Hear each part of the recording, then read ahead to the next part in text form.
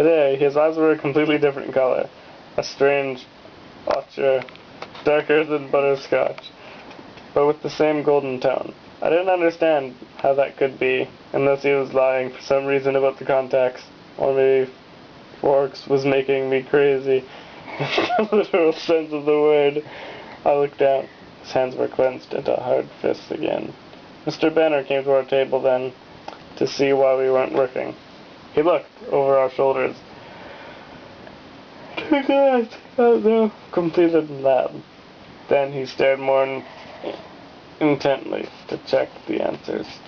So, Edward, didn't you think Isabella should get a chance with the microscope? Mr. Banner asked. Bella. Edward corrected automatically. Actually, she identified 3 and 5.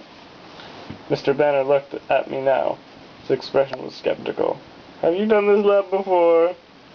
I smiled sheepishly. Not with onion root. Whitefish bastula? Yeah. Promise? Yeah. Mr. Banner nodded. Were you in an advanced placement program in Phoenix? Yes. Well, he said after a moment, I guess it's good you two are lab partners. He mumbled something as he walked away. After he left, I thought it said drooling. I began doodling on my notebook again. It's too bad about the snow, isn't it? Edward asked. I had the feeling that he was forcing himself to make small talk with me. Paranoia swept over me again. It was like he had heard my conversation with Jessica at lunch and was trying to prove me wrong. Not really, I answered honestly. Instead of pretending to be normal like everyone else, I was still trying to dislodge the stupid feeling of suspicion, and I couldn't concentrate. You don't like the cold? It wasn't a question. Or the wet. Forks must be a difficult place for you to live, he mused. You have no idea, I muttered darkly. He looked fascinated by what I said. For some reason I couldn't imagine.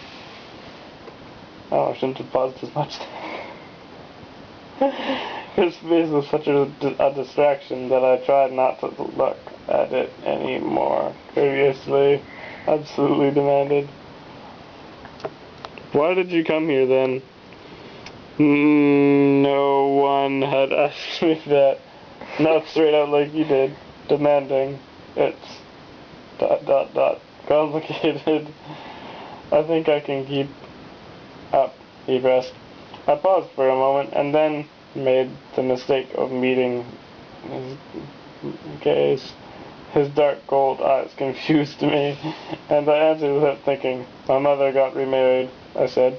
That doesn't sound so complex. He disagreed, but he was suddenly sympathetic. Why did that happen? When did that happen? Last September. My voice sounded sad to me. And you don't like him, Edward surmised, his tone still kind. No, Phil is fine. Too young maybe, but nice enough. Why didn't you stay with them?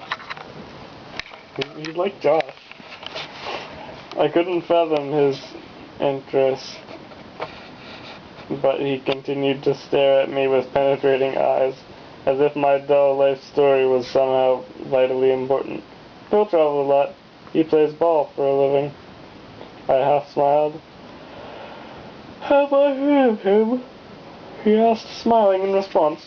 Probably not. He doesn't play well. Strictly minor league. He moves around a lot.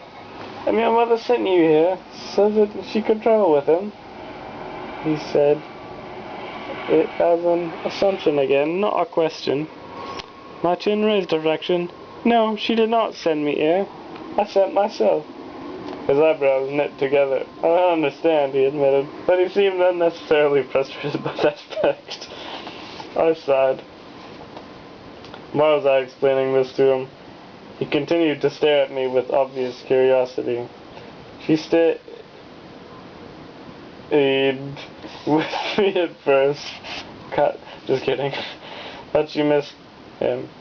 It made her unhappy, so I decided it was time to spend some quality time with Charlie. My voice was glum by the time I finished. But now you're unhappy, he pointed out.